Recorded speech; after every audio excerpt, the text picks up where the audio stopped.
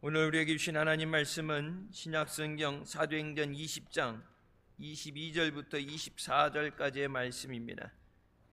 제가 봉독하겠습니다. 보라, 이제 나는 심령의 매임을 받아 예루살렘으로 가는데 저기서 무슨 일을 만날는지 알지 못하노라. 오직 성령이 각 성에서 내게 증거하여 결박과 환난이 나를 기다린다 하시나, 나의 달려갈 길과 주 예수께 받은 사명 곧 하나님의 은혜의 복음 증거하는 일을 마치려 하면은 나의 생명을 조금 더 귀한 것으로 여기지 아니하노라. 아멘. 이 말씀은 살아계신 하나님 아버지의 말씀이십니다. 할렐루야. 한 주간도 주님 안에서 믿음으로 승리하시길 주님의 이름으로 축원합니다. 시간의 성전에서 교회 안에 마련된 공간에서 시혜제에게서 있는 저에서 함께 예배드리신 모든 분들 위해 하나님의 은혜가 함께 하시길 주님의 이름으로 축원합니다. 벌써 2024년의 마지막 주일입니다. 시작한 지 엊그제 같은데 보면 한 것도 없이 시간만 빠르게 지나는 것 같아요. 그럴수록 우리가 하루하루 더 주님 오시는 날에 가까워지는 줄 믿습니다. 언제 오실지 우리가 알지 못하지만 다시 오실 주님 앞에 믿음으로 기쁨으로 주님을 영접하는 우리 모두가 되시길 주님의 이름으로 축원합니다. 이 세상 모든 사람들 누구도 예외 없이 단 한 번뿐인 삶을 살아갑니다. 살다가 실패했다고 잘못했다고 그것을 다시 살 수 없습니다. 우리 인생에는 반드시 시작이 있기 때문에 마지막이 있습니다. 우리가 벌써 준비가 됐든 안 됐든 이제 이틀이 있으면 2024년이라는 시간이 맞춰지게 됩니다. 우리의 삶이 마지막에 하나님 앞에 부끄럽지 않고 하나님 앞에 충성된 삶이 되었다고 고백하시기를 주님의 이름으로 축원합니다. 오늘 본문 말씀은 바울이 마지막 순교를 향해서 나아가면서 전한 말씀입니다. 바울은 이 설교를 한 후에 예루살렘에 갔다가 붙잡혀서 로마로 송환되고 그것에서 순교하게 됩니다. 성지순례 갔을 때, 로마에 갔을 때 이제 바울 순교 기념교회를 갔죠. 자기가 죽을 줄 알면서도 복음을 전해야 되기 때문에 그 길을 마다하지 않고 갔던 것처럼, 여러분, 이 땅 대한민국에 그 당시보다 더 핍박이 셌던, 자, 가면 바로 죽임을 당한다, 순교한다 그래서 순교 문적 당하는 사람은 영광이지만 전도의 씨앗을 미처 뿌리지 못하고 복음이 온전히 전해지지 못해서 수많은 주의 부름을 받고 훈련받은 일꾼들이 선교사들이 왔다 순교를 당해서, 여러분, 대한민국 기독교 역사상 이 땅에 선교사를 파송하지 않겠다고 했던 것이 미국 선교 기록에 남아 있습니다. 한국 사람들 정 많고 사랑이 많다고 그러지만 그건 친한 사람들끼리 얘기해요. 우리나라 사람들처럼 이렇게 많이 침략을 당했기 때문에, 많은 어려움이 있었기 때문에 더 그렇게 방어적일 수 있는데, 외부인에 대해서 경계심을 갖고 또 핍박하는 것은 어느 나라에도 뒤처지지 않습니다. 그렇게 예수 그리스도의 복음이 증거되는 것을 핍박하고 방해했음에도 이 나라 민족을 사랑하셔서 이 땅에 예수 그리스도의 복음이 심겨지게 하여 주시고, 그를 통해서 이 나라 민족에 은혜와 복을 주신 하나님 앞에 감사드립니다. 2025년에 대해서 우리가 결산을 하면서 또 예산을 세우고 또 계획을 세웁니다. 그동안 우리가 수많은 계획을 세우고 노력을 해봤지만 사람이 자기의 길을 계획할지라도 그 걸음을 인도하시는 것은 여호와 하나님이라고 말씀하십니다. 2025년이 주님과 함께하는 시간이 될 때 우리 안에서 모든 것이 합력해 선이 되게 하시는 하나님의 역사가 일어나는 줄 믿습니다. 우리의 삶이 하나님께 칭찬과 하나님을 기쁘시게 하고 또 영광 돌리는 삶이 되시길 주님의 이름으로 축원합니다. 첫 번째, 바울은 성령의 매인 삶을 살았습니다. 사도행전 20장 22절, 보라 이제 나는 성령에 매여서 예루살렘으로 가는데 거기서 무슨 일을 당하는지 알지 못한다. 우리가 갑자기 일어나서 미처 대책을 세우지 못하고 준비하지 못하는 상황도 있지만 대부분 우리는 계획이라는 것을 가지고 준비를 합니다. 유치원에 들어갈 때, 이제 초등학교에 들어갈 때 여러분 어떤 정해진 일정이라는 것이 있을 때 그것에 대해서 준비를 합니다. 이사 가는 것도 준비를 하죠. 결혼하는 것도 준비를 해요. 아이를 낳는 것도 준비를 해야 돼요. 근데 그것이 무슨 일이 있는지 알지 못하는 가운데 그 길을 가야 된다는 것은 그것만으로도 사람을 불안하게 만듭니다. 아브라함도 갈 바를 알지 못하고 하나님의 부르심에 순종했다고 합니다. 내가 어디에 가야 된다, 목적지를 알게 되면은 안심이라도 해요. 물론 거기서 또 다른 근심거리가 생겨나겠죠. 거기까지 가려면 시간이 얼마 걸리는데 먹을 거에 대해서 다른 것들의 걱정이 생기겠지만 여기는 우리가 가야 되는 곳을 안다는 것만으로도 우리의 마음이 안도하게 됩니다. 예수 믿고 구원받은 모든 사랑하는 하나님의 자녀들에게 하나님께서 우리를 위해 천국을 예비하신 줄 믿으시기 바랍니다. 가야 될 천국을 바라볼 때 우리가 이 땅에 살아가면서도 주님 안에 기뻐할 수 있고 믿음으로 인내할 수 있습니다. 죽은 다음에 무엇이 있는지 모른다. 가봐야지 안다. 죽음조차도 두렵지만 그것이 더 우리를 절망하게 만들고 두렵게 만듭니다. 우리가 세상을 살아가면서 사람들은 무엇인가에 매여서 살아갑니다. 사람들을 이끌어가는 흔히 하는 동기라는 것이 있어요. 왜 살아야 되느냐? 무엇을 위해 사느냐? 일에 중독이 돼서 돈에 매여서 자기가 원하는 어떤 것을 이루기 위해서 모든 사람이 끊임없이 달려가고 있습니다. 바울도 다메섹 도상에서 부활하신 예수님을 만나기 전에는 자기의 생각과 자기의 경험대로 살았습니다. 그래서 나중에 말씀하죠.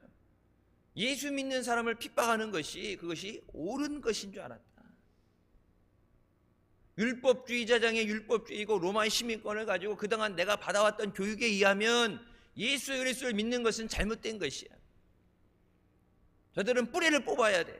그래서 자기가 자발적으로 제사장에게 요구해서 그 허가된 명령서를 가지고 예수 믿는 사람을 끝까지 쫓아가서 잡아서 감옥에 가두고 죽이겠다는 그것이 자기의 생각이었어요. 그렇게 하는 것이 하나님 앞에 옳고 하나님이 기뻐하시는 것이다. 근데 부활하신 예수님을 만나고 나서 그의 삶이 변화되게 됩니다. 내가 예수님을 위해 하나님을 위해 산다고 샀던 것이 오히려 하나님을 핍박하는 것이었구나. 예수님 만났을 때 예수님이 뭐라고 말씀하세요? 사울아 사울아 왜 네가 나를 핍박하느냐? 나는 하나님을 위해서 했다고 그러는데 하나님을 핍박하는 일을 했다. 죽어 마땅한 대역죄를 짓는 거예요. 여러분 우리가 마지막 때 살아가면서 오직 하나님의 기뻐하시는 말씀에 선 믿음 생활하시길 주님의 이름으로 축원합니다. 세상을 따라가면서 사람들의 생각, 세상의 사고를 따라가다 열심히 믿었는데 죽도록 충성했는데 하나님 앞에 왔는데 네가 왜 나를 핍박했느냐? 네가 예수 그리스도의 복음을 전도하는 것, 증거하는 것에 걸림돌이 됐다. 여러분, 그 얘기 나오는 순간 그건 이미 결판 난 거예요. 심판이 난 거예요. 그렇게 순교의 피를 뿌려가며 이 나라 민족에 예수 그리스도의 사랑을 주시고 하나님이 주시는 은혜 가운데 복되게 하여 주시고 아무것도 없는 전쟁의 폐허 가운데 세계 10위의 경제 대국으로 번영하고 성장하게 하셨는데 주신 것에 대해서 더 넘치는 감사와 더 찬양과 믿음으로 살아야 되는 우리가 우리에게 이루어진 번영 가운데서 믿음을 잃어버리지 않았는가? 옛날에 가난할 때 믿었던 것보다 여러분 더 잘 살게 되면 더 잘 믿어야죠. 내가 구하는 것 하나님이 응답해 주시면 더 잘 믿어야죠. 근데 어떻게 될수록 가면 갈수록 우리의 믿음이 뒷걸음질하는 것, 믿음이 뒤로 물러나는 것을 하나님은 기뻐하지 않으신다. 믿음은 뭐예요? 전진이에요. 어릴 때 여러분 초보의 신앙, 교회 왔을 때 아무것도 모르는 신앙에서 예수 믿으면 믿을수록 믿음이 자라나야지. 성장해야 되는데. 근데 그 믿음이 뒤로 물러난다는 것, 원래 원어적인 얘기로 뭐라고 그래요? 미끄러져 내려간다. 요즘 얼음판에 빙판에 미끄러져 넘어가죠. 염화 칼슘을 뿌려놓고 여러분 제설 작업을 해도 녹아요. 낮엔 녹아. 근데 밤에 영하가 되면 녹았던 게 또 얼어버려요. 제설 작업을 안 하는 게 아니라 아무리 뿌려도 얼마나 뿌리는지 도로가 빵꾸나도록 뿌려도 나중에 그냥 녹죠. 그게 뭐예요? 화학작용으로 얼음을 녹여버리잖아요. 그게 일시적인 거예요. 저녁이 영하로 떨어지면 다시 얼어요. 세상에 잠깐 있다가는 만족, 있다가 없어지는 것 때문에 영원하신 예수 그리스도와 영원한 생명을 잃어버려서는 안 됩니다. 바울이 예수님을 만나고 나서 성령 충만하게 되고 나선 온전히 성령의 이끌림을 받았습니다. 하나님께서 바울의 삶을 기뻐하시고 그를 통해서 놀라운 역사를 일으키십니다. 우리도 성령의 메인 삶을 살아야 됩니다. 내가 내 삶을 사는 것이 아니라 성령께서 나의 삶을 인도하셔야 됩니다. 여러분, 때로는 성령님이 인도하셔도 따라가지 않는 사람이 있어요. 우리가 기도를 그렇게 하죠. 나의 길을 인도하여 주시옵소서. 하나님 응답하여 주시옵소서. 배운 대로 하나님 앞에 그렇게 기도는 하는데 하나님이 인도하실 때 내가 원하는 것이 아닐 때 따라가지 않는 경우도 있습니다. 우리가 2024년에 대해서 결산하고 또 잘못된 것에 대해서 회개하고 내년에 대한 새로운 계획을 세워야 됩니다. 달력만 바꿔놓고 내가 원하는 대로 생각한다고 해서 좋은 꿈을 가지고 계획을 세운다고 해서 그것이 그대로 되는 것이 아닙니다. 유치원 다니는 애들도 사는 게 만만치 않다고 그래요. 방학 동안에 놀면서도 노는 것도 힘들다고 그래요. 노는 것도 만만치 않아.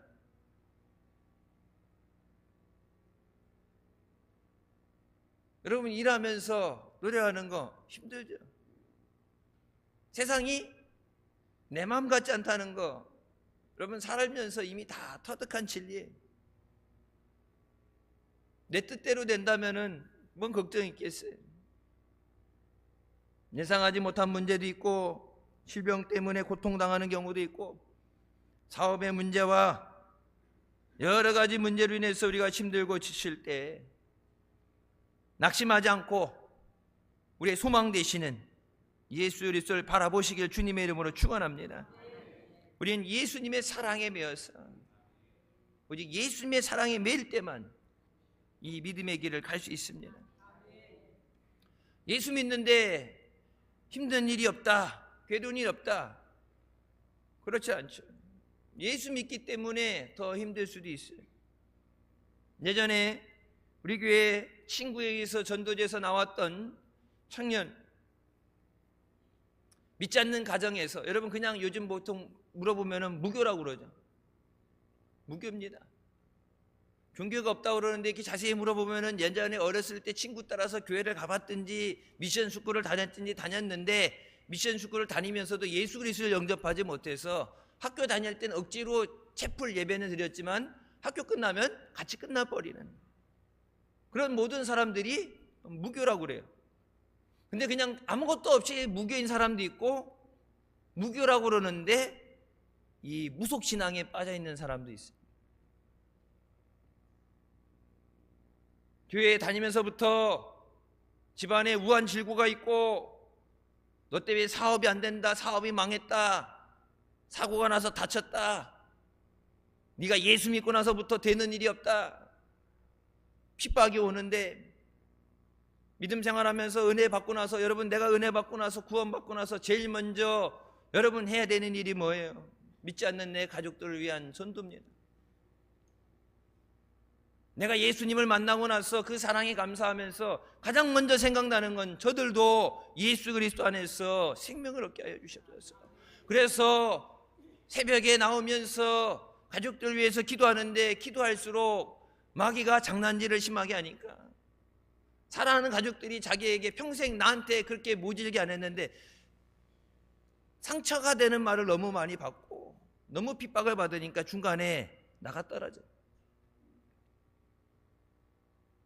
실제적으로 자기가 집에 없을 때 자기 부모님이 자기 이제 이거 번호 아니까 열쇠를 쓰면 뭐 열쇠도 가져갔으면 그렇겠지만 번호를 아니까 자기가 집에 없을 때 자기 집에 와서 몰래 구슬했대. 환장을 오르시죠. 나는 전도하는데 그거를 꺾으려고 귀신의 힘을 들어서 그걸 꺾으려고 몰래 자기가 집에 없는데 일출근하고 없을 때 가족들 없을 때 무당을 불러서 집에서 구판을 벌렸대. 자기 모르는데 집안 곳곳에 부적 붙여놓고 그 부적이 얼마짜리인 줄 알았냐 막 이 영적인 전쟁을 이겨내지 못하고 나가 떨어졌어요. 여러분 마귀는 우는 사자처럼 집어삼킬 자를 찾는다고 말합니다. 예수님이 우리에게 주신 생명을 마귀는 끝까지 포기하지 않고 도둑질하고 죽이고 멸망시키려는 것이 마귀의 사명이에요. 우리에게 주신 사명은 잃어버린 자를 찾아서 하나님 앞에 인도하는 것이 우리에게 주어진 사명인 줄 믿습니다. 바울은 예수님 믿기 전까지는 교회를 무너뜨리는 일이 그의 사명이었어요. 그래서 예루살렘에서 믿는 자들을 때리고 감옥에 가두고 죽이고 7 집사를 뽑아서 하나님의 일을 하도록 세웠는데 스데반을 돌로 쳐 죽이는 그곳에서 그 모든 사람들 앞에서 책임을 져야 되는 사람이었습니다. 예수님이 오죽하시면 네가 나를 왜 핍박하느냐. 예수님을 핍박한 게 아니라 예수 믿는 사람들을 핍박했죠. 예수님의 복음이 증거되는 것을 핍박했죠. 여러분 그렇게 따진다면 뭐예요? 전도하는 거, 복음을 전하는 거, 예배 드리는 거, 그 모든 것을 핍박했는데 예수님은 뭐예요? 그것이 나에 대한 핍박이다. 단순히 교회를 안 다니는 게 아니라 여러분 이 나라 민족이 우상 숭배하는 것에서 그치는 게 아니라 예수 믿는 것에 대해서 방해하고 핍박하게 될 때 하나님 앞에 갔을 때 뭐라고 해요? 그 모든 것이 하나님에 대한 핍박이고 예수 그리스도에 대한 핍박이다. 성경학자들이 이때 바울의 나이를 30살로 얘기합니다. 혈기왕성할 때, 젊을 때, 다 배우고 이제 막 해야 될 때, 제사장들에게서 고난도 부여받게 될 때 능력도 가졌겠다. 가문도 그렇고 하나 빠지는 게 없는데 자기 열심과 자기의 의름을 가지고 이것이 옳다 생각했어요. 오직 하나님 한 분만이 선하십니다. 그래서 마귀가 선악과를 따먹게 할 때 뭐라고 그러죠? 이것을 먹으면 옳고 그름을 선과 악을 알게 된다. 선과 악을 정하시는 것은 하나님이 하시는 거예요. 우리가 하나님과 같이 될 수 있다 하지만 사람은 하나님이 될 수 없어요. 세상의 기준이 아니라 하나님의 말씀을 기준을 따라 살아야 돼요. 그럼 세상은 계속 변하죠. 가치도 변해요. 예전에 60년대, 70년대 살았던 사람들과 요즘 세대들 보게 되면 가치가 변해요. 그래서 앉아서 얘기하면은 말이 안 통한다 그러죠. 말이 안 통한다 그러고 답답하다 그러고 젊은 세대들이 뭐라고 그렇게 살아온 경험에 의해서 그렇게 하면 안 돼, 그렇게 하면 안 돼 그러면 뭐래요? 꼰대라고. 잔소리 한다 그러는데 살아본 경험에서 나온 얘기예요. 근데 다른 사람이 간섭하는 걸 싫어해요. 근데 도움은 받고 싶어요. 아니 간섭도 안 받으려면 도움도 안 받아야지. 뭐라 하는 건 싫어.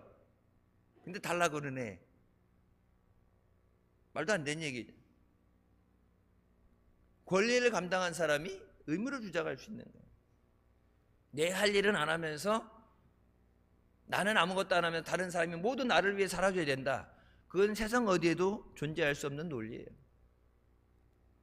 자기중심적인 삶을 살아가는 것, 그것이 바울의 삶이었습니다. 내가 중심이니까 내가 생각하는 모든 것이 옳아. 내 기분대로 하죠. 여러분 믿음 생활이 내가 중심이 돼서는 안 돼. 세상을 따라가서도 안 돼. 예수님이 중심이 돼야 돼. 예수님 말씀하시죠. 내가 곧 길이요 진리요 생명이다.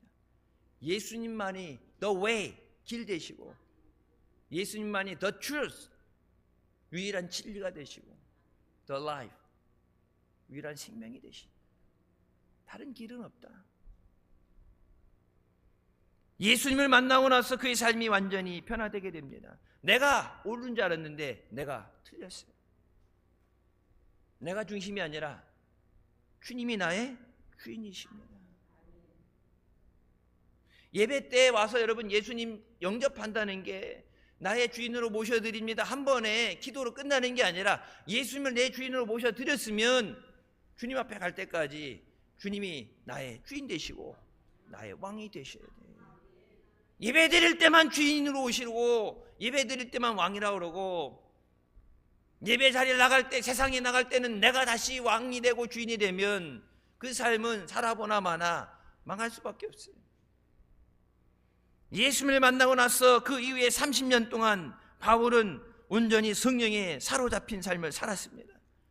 그의 삶을 오직 하나님의 영광을 위해서 쓰임받았습니다. 바울이 1차 선교여행을 떠날 때도 모든 것이 성령의 역사에 순종한 것입니다. 사도행전 13장 2절부터 말씀에 주를 섬겨 금식할 때 성령이 이르시되 내가 불러 시키는 일을 위하여 바나바와 사울을 따로 세우라 하시니 이에 금식하며 기도하고 두 사람에게 안수하여 보내니라. 안디옥 교회가 선교사를 파송할 때 성령의 음성을 듣고 순종했습니다.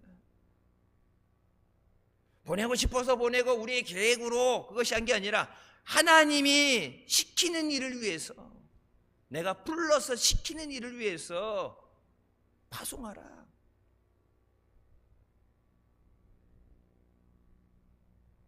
안디옥 교회처럼 우리는 하나님 일을 할 때 성령의 음성에 귀를 기울여야 됩니다. 주님 말씀하시면 내가 나아가고 주님이 뜻이 아니면 내가 멈춰 서겠습니다. 복음성가에 나오는 가사처럼 내가 가고 서는 것 오직 주께 있습니다. 바울은 사역을 하면서도 끊임없이 계속해서 성령의 음성에 귀를 기울였습니다. 시작만 믿음으로 하고 중간에는 알아서 하는 게 아니라 시작한 대로 계속해서 순종하며 성령의 인도하심을 받았어요. 우리가 흔히 용두삼이라고 그러죠. 용두삼이가 뭐예요? 시작은 끝은 뱀꼬리로. 여러분 2024년 처음 시작할 때도 그랬죠. 하나님 앞에 믿음으로 살겠습니다. 기도하며 하겠습니다. 충성하겠습니다. 전도하겠습니다. 시작할 때는 멋있게 크게 시작하는데 가면서 점점 힘이 빠지고 가면서 점점 지치고, 처음엔 다 새해엔 기도로 시작하는데, 여러분 그게 왜 지속이 안 돼요? 뇌물은 지속을 못 해요. 하나님 인도하셔야 되고 하나님이 힘을 주셔야 됩니다. 기도로 시작했으면 기도로 그것이 진행이 돼야 돼요. 시작할 때 한 번의 기도로 끝나는 게 아니라 매 순간, 왜 계속해서 지시를 받기 위해서는 귀를 기울여야 돼요. 사도 바울의 2차 선교 여행이 나옵니다. 아시아에서 사역하기를 원했어요. 나름 1차 선교 여행을 하면서 자기가 깨달은 것도 있고 체험한 것도 있고 나름 계획한 것, 그래서 지키지 않은데 자발적으로 2차는 내가 아시아로 가겠습니다. 많은 준비를 했겠죠. 가장 중요한 게 뭐예요? 기도의 준비겠죠. 선교 현장 나가는데 예상하지 못한 문제도 있고 핍박이 있는데 그걸 이기기 위해서는 기도가 있어야 돼요. 아까 말씀드린 것처럼 전도하려다가 오히려 그 핍박에 뒤치기에 넘어졌어요. 자기 믿음을 잃어버리는 거예요. 여러분, 그렇다고 그게 무서워서 전도 안 할 수는 없잖아요.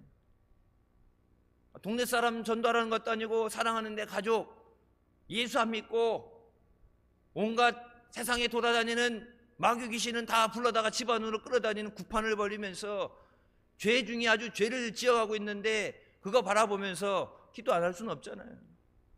여러분, 마귀가 나가라 한다고 그냥 나가겠냐고. 그래서 뭐예요?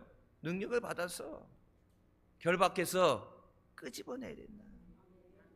나가라 하는데 안 나가죠. 마귀를 대적하라. 그러면 저가 피하리라. 능력 받아야 돼. 여러분, 옛날에 예수 믿을 때 그때는 그냥 모든 것이 은혜고 예배드렸는데, 여러분 가면 갈수록 세상이 약해질수록 그 악한 세상에서 내 믿음을 지키기 위해서도 예수의 복음을 전하기 위해서도 더 큰 능력을 받아야 됩니다. 예전에 있던 그대로는 감당할 수 없어요. 여러분 그렇잖아요. 세상 모든 물가 올라가는데 내 월급만 안 올라간다, 누가 그런 얘기 하더라고요. 물가가 올라가면 뭐예요?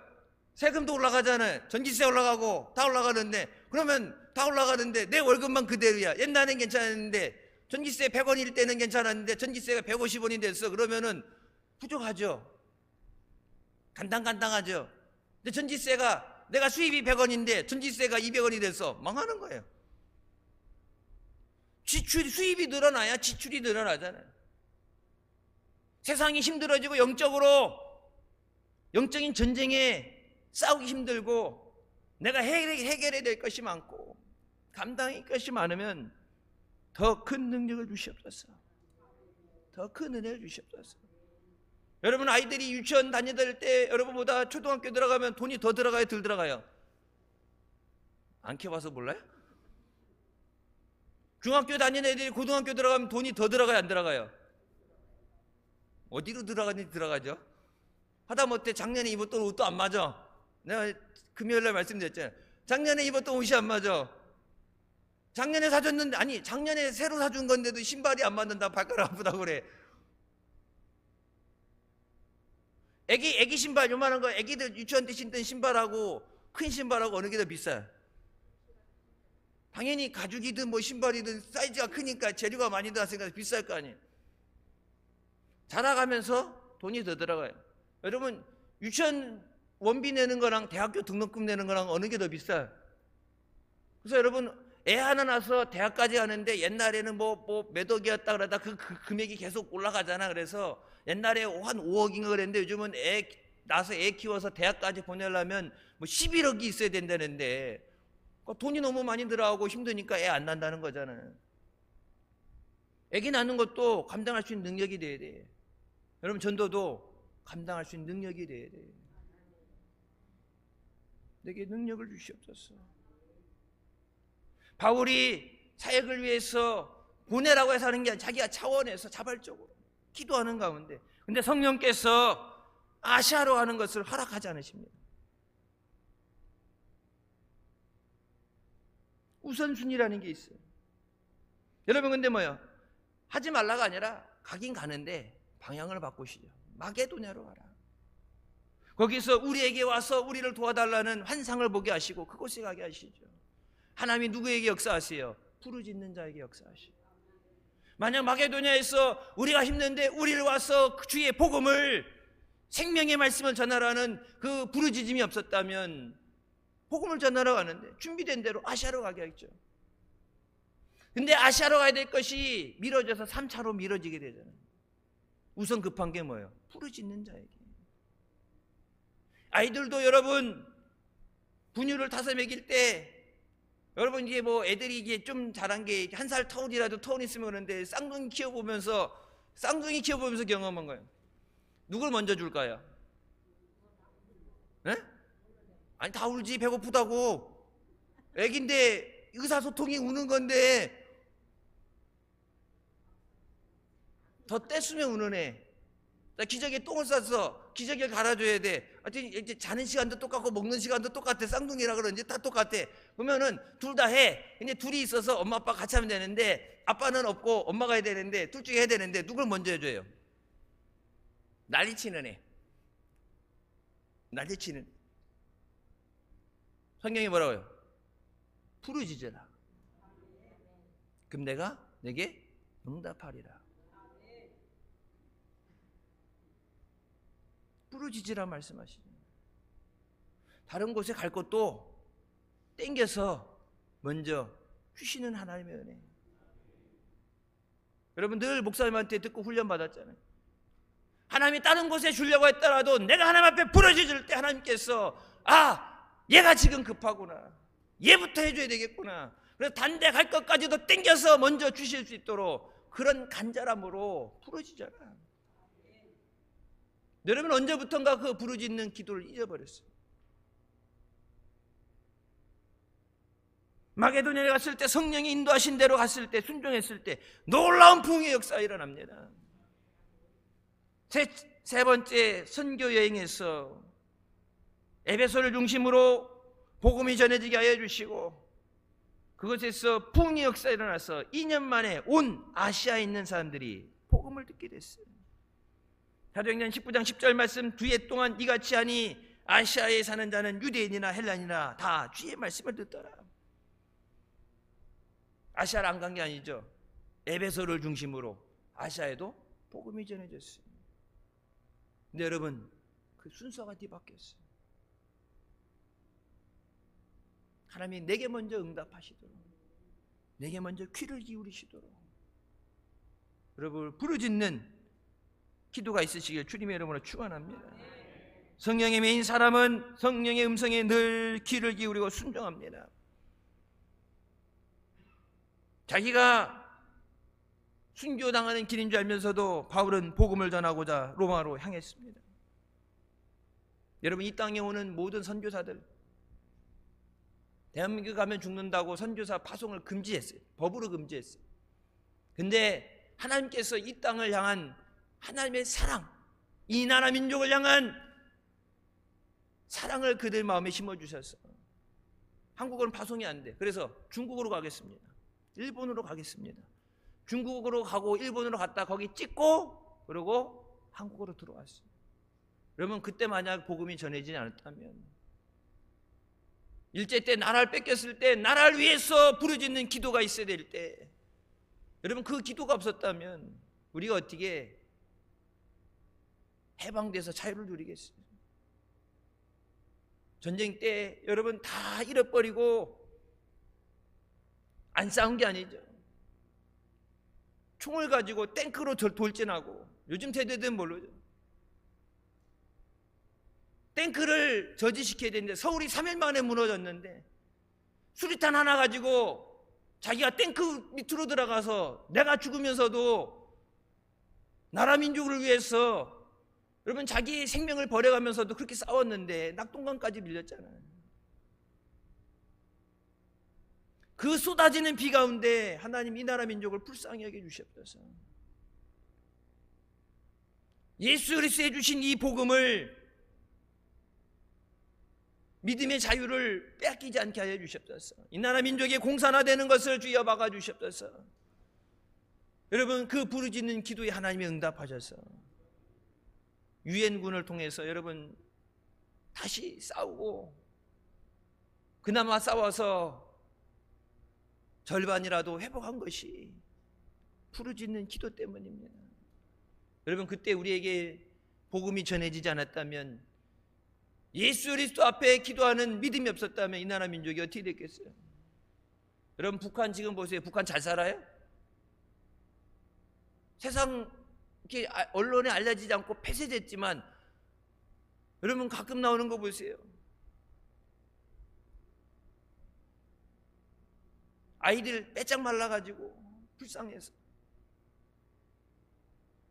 몇만 명씩 애들이 굶어 죽는데, 영양실조인데, 그 위에 저기는 갈수록 살이 쪄서, 너무 쪄서 건강이 안 좋다고 그러는데도 뭘 그렇게 먹는지, 애들은 그렇게 불쌍하게 그렇게 사는 게 여러분 좋아 보여요? 내가 가고 싶은 학교도 못 가고, 도시에서 도시로 가는 것도 허가서가 있어야지 이동을 하고, 옛날 일제시대 때 깔아놓은 전철, 시속 30km도 안 나오는 전철 타고 다니고, 완전 세상 거지 중에 거지, 상거지인데, 여러분 그렇게 됐다 그러면 어떡할 뻔했어요? 참 인생 기구한 운명 될 뻔했죠. 여러분, 세계 가운데서 많은 풍요로움을 누리고, 우리가 받은 대로 어려운 사람들 돕고 복음을 증거하고 이렇게 살 수 있는 것이 주님의 은혜예요. 2024년 여러분 되돌아보면 모든 것이 하나님의 은혜입니다. 은혜 안 받은 사람은 없어요. 다른 사람보다 더 은혜 받은 사람이 있으면 있었지, 은혜 안 받은 사람은 없어요. 어려움, 위기의 순간에, 고난의 시간에, 절망의 순간에 주님이 함께하여 주셔서, 은혜 주셔서 우리가 지금 이 자리에 예배 드리는 줄 믿습니다. 갈라디아서 5장 16절 말씀, 내가 이르노니 너희는 성령을 따라 행하라. 그리하면 육체의 욕심을 이루지 아니하리라. 내가 사는 삶이 아니라 하나님이 인도하시는 삶, 모든 것을 예비하시고 인도하시는 그 부르심의 길을 순종하며 갈 때 하나님의 놀라운 역사가 일어나는 줄 믿습니다. 교회의 부흥은 성령의 역사로만 가능합니다. 인간의 방법으로, 수단과 방법 여러분 노력해도 되지 않아요. 하나님이 하셔야 돼요. 여러분 전도하는 거 해봤죠? 내 힘으로 안 돼요. 여러분 2025년 우리 하나님 앞에 기도해야 되는 많은 것들 중에, 주여 우리가 성령의 메인 사람, 성령의 인도함을 받는 교회가 되게 하여 주시옵소서. 기도하는 우리가 되시길 주님의 이름으로 축원합니다. 두 번째, 바울은 예수님께 받은 사명을 이루기 위해 최선을 다했습니다. 그냥 적당하게 하는 것이 아니라 최선을 다했어요. 내게 환난과 결박이 기다린다 말씀하십니다. 내가 하는 길이 순탄한 길이 아니다. 가는 곳마다 네가 어려움을 당할 텐데 그래도 제가 가겠습니다. 내가 달려갈 길과 주 예수께 받은 사명, 곧 하나님의 은혜의 복음을 증언하는 일을 마치려면은 나의 생명조차도 귀한 것으로 여기지 않겠습니다. 내 생명이 귀중한 게 아니라 하나님의 일을 하는 것이 더 소중합니다. 자신의 사명은 이방인에게 복음을 전하는 것이라고 고백합니다. 여러분, 예루살렘에만 복음이 머물러 있다, 유대인에게만 복음이 한정되어 있었다 그러면 여러분, 지금 우리는 아직까지도 예수 그리스도를 믿을 수 없어요. 예루살렘에만 머물러 있었잖아요. 예루살렘과 온 유대와 사마리아 땅끝까지 이르러 복음을 증거하는데 예루살렘에만 있었어요. 그때 하나님께서 스데반의 환난을 통해서 그들이 뿔뿔이 흩어지게 하여 주시고 그들이 가는 곳마다 복음이 전파되게 하셨어요. 그곳에서 빌립이 핍박을 피해서 도망간 사마리아에 가서 복음을 전하고, 여러분 도마는 인도까지 가서 복음 전하다 순교하게 됩니다. 예루살렘에만 여기 가서 싸우니 우리끼리 있는 그 신앙을 하나님 깨뜨리시고 땅끝까지 복음을 증거하라. 지금까지도 우리에게 주신 사명은 땅끝까지 이 복음을 증거하는 것인 줄 믿으시기 바랍니다. 가라, 못 가면 보내라. 그래서 여러분이 선교사를 파송하고 그들을 위해 기도하고 선교에 동참하는 거예요. 제가 밴드에 공지글을 올렸죠. 성탄 지나고 나서 우리 이명현 선교사님 나가 있는데 아프리카 그 지역 이슬람 국가입니다. 원칙적으로는 이름도 얘기하면 안 되는데 어느 나라인지 얘기 안 했습니까? 그 나라에서 대피하라고 해서 이웃 나라로 대피한 상황이에요. 한국에서 추가로 오기로 했던 선교사들도 전부 다 이웃 나라로 대피했어요. 생명의 위협이 있어서. 예수 믿는 것이 밝혀지게 되면 언제든지 죽을 수 있어요. 너는 모르고 간 게 아니라 주님이 원하시기 때문에, 주님이 가라고 하셨기 때문에 그 자리에 간 거예요.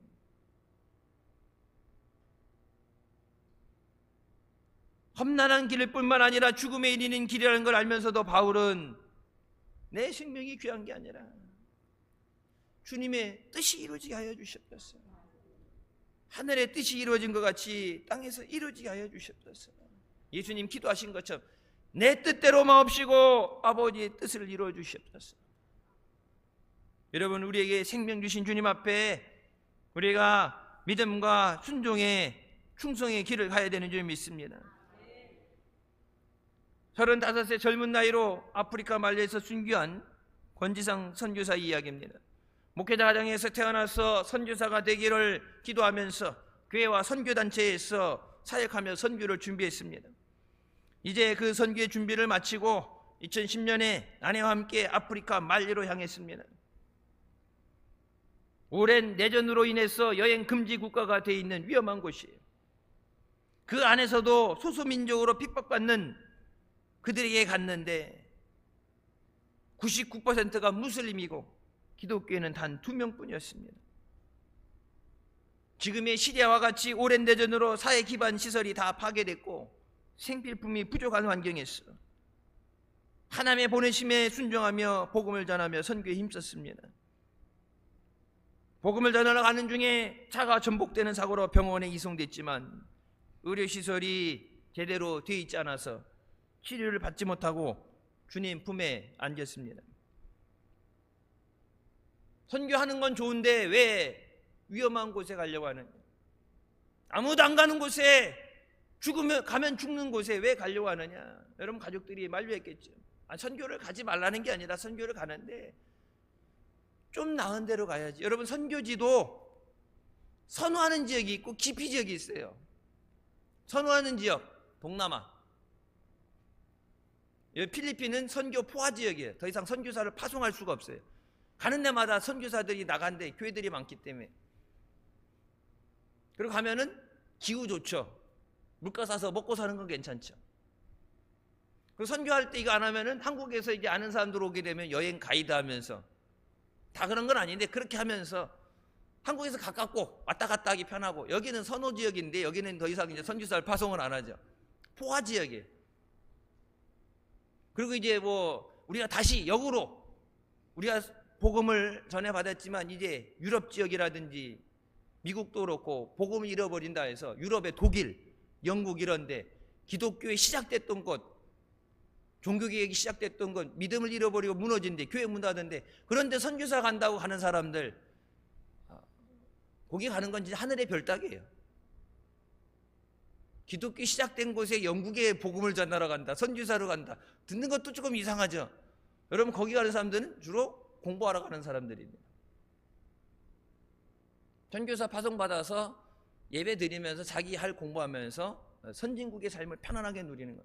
여러분 기피 지역이 핍박받는 곳입니다. 전쟁이 있는 곳, 이슬람 지역, 가난한데 선교사 가라고 그러면 이렇게 지역을 해서 선택을 하고 그 나라 언어라든지 문화를 배우고, 보통 선교 훈련도 2년 정도 받고 나가는데 다 가기 싫어하는 거. 가기 싫어한다고 힘들다고 안 가면은 거기 누가 가요? 위험한 지역인 줄 알면서도 말리로 떠나기 전에 그래서 미리 유서를 써놓고 갔어요. 유서의 한 부분입니다. 제가 선교지에서 만약 순교하게 된다면 개인적으로 무척 영광스러울 것 같습니다.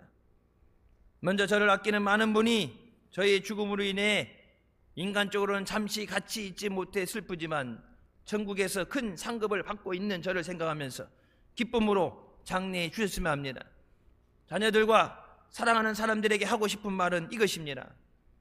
이 세상에 살 때 가장 가치 있는 일은 하나님을 더 깊이 알아가는 것과 그 하나님을 다른 사람에게 알리는 것입니다.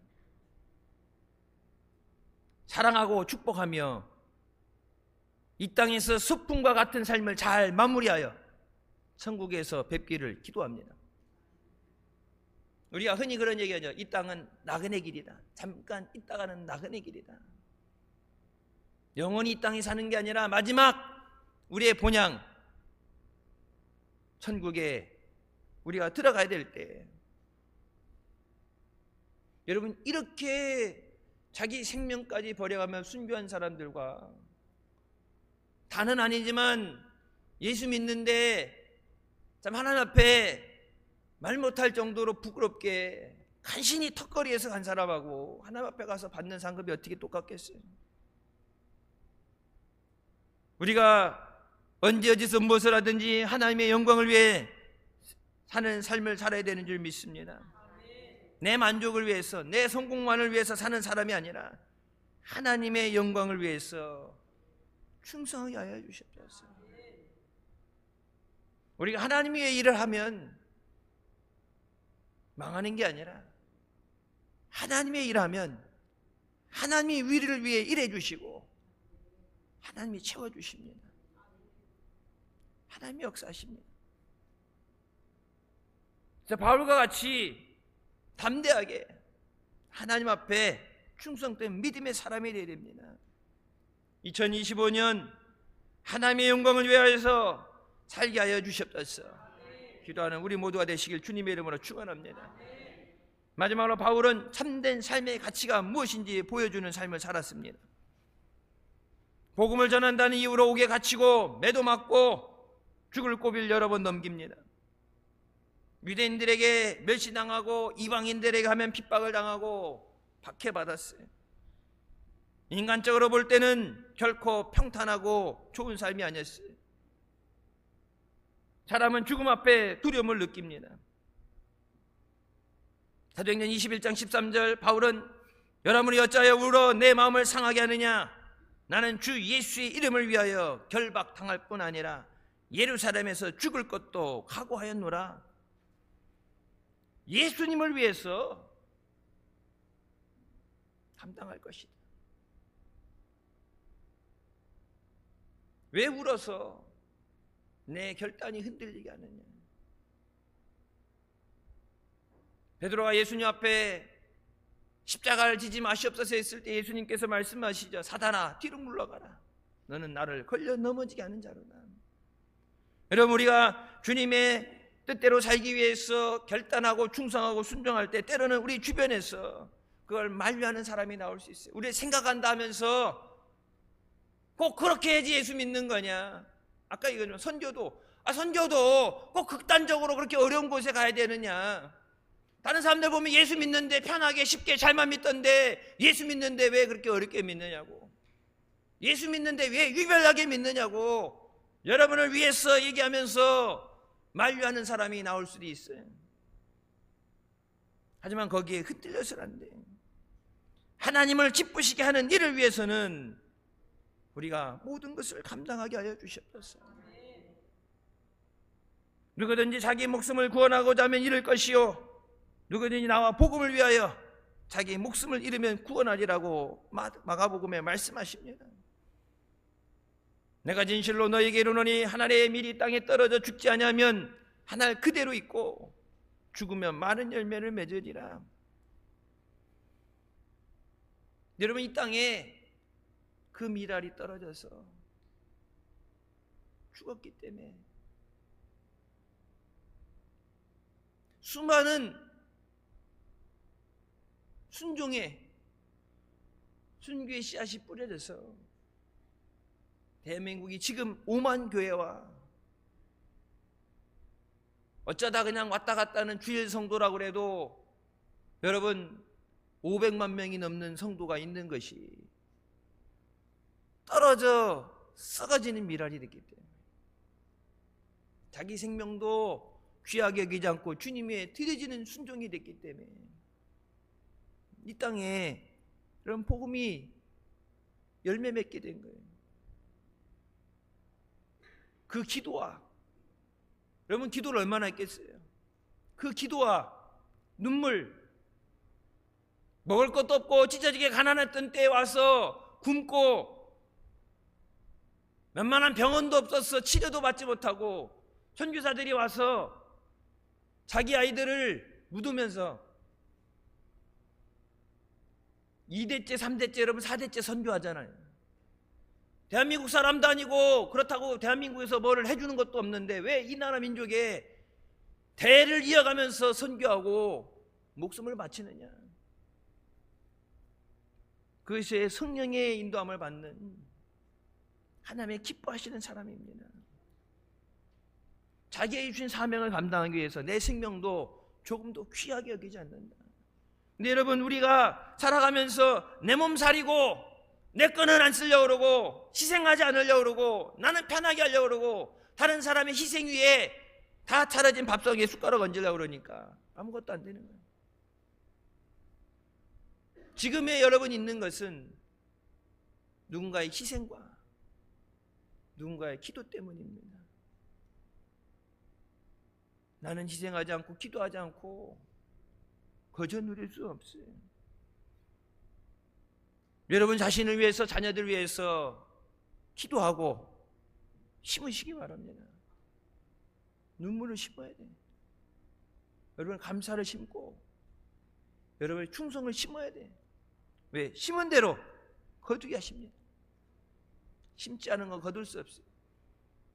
2024년 이제 이틀 남았죠.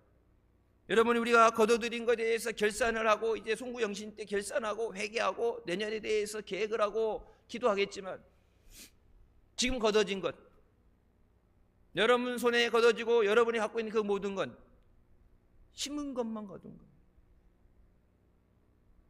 부족하다면 더 심어야 돼. 나를 위해서 세상을 위해서 주님보다 더 앞섰다면 주님이 먼저 되실 수 있도록 내일 일도 알지 못하면서 다 하는 것처럼 내가 가면서 주님 보고 따라오라는 삶이 아니라 주님이 앞서가시면서 주님이 인도하실 때 순종하면서 따라 나가면 주님이 책임져 주십니다. 우리는 하나님이 원하는 일을 할 때 가장 행복할 수 있어요. 그것이 십자가의 도가 가르쳐 주는 것입니다. 고린도서 1장 18절 말씀 십자가의 도가 멸망하는 자에게는 미련한 것이요 구원받은 우리에게는 하나님의 능력이라. 하나님의 능력이라. 기도한다고 뭐가 나와? 누가 그러냐? 예수 믿는다고 뭐 쌀이 나와 떡이 나와. 기도한다고 뭐가 나와? 무식해서 하는 소리. 하나님의 능력으로 하나님이 열매 맺게 하십니다. 하나님이 함께 하실 때 18만 5천의 대군도 하루아침에 전멸시키시고 사랑하는 백성들을 그 성을 안전하게 지켜주십니다. 이렇게 하나님 앞에 충성해서 주님 앞에 설 때 잘하였다 착하고 충성된 종아 내 주인의 즐거움에 참여할지어다. 2025년 주님 앞에 그렇게 충성하고 헌신하고 믿음으로 달려나가는 우리 모두가 되시길 주님의 이름으로 축원합니다. 기도하시겠습니다. 사랑의 주님 은혜 감사드립니다. 죽을 수밖에 없는 우리를 죄 가운데 원하시고 이 시간도 은혜 삼으며 주님 앞에 나오도 인도해 주시니 감사합니다. 생명 주시고 은혜 주시고 차고 넘치는 은혜를 주셨는데 충성하지 못하고 감사하지 못했던 우리의 부족함을 용서하여 주시옵소서. 우리가 거둬들이는 것, 우리가 심은 것만 거둘 수 있습니다. 주님 앞에 부족한 삶 깨닫고 주님 앞에 다시 일어나서 믿음으로 달려나가며 2025년 더 많은 열매를 맺고 하나님께 영광 돌리고 하나님을 기쁘시게 하며 승리하는 아름다운 역사 있게 하여 주시옵소서. 예수님의 이름으로 기도드립니다. 아멘. 하나님께 영광 돌리시겠습니다.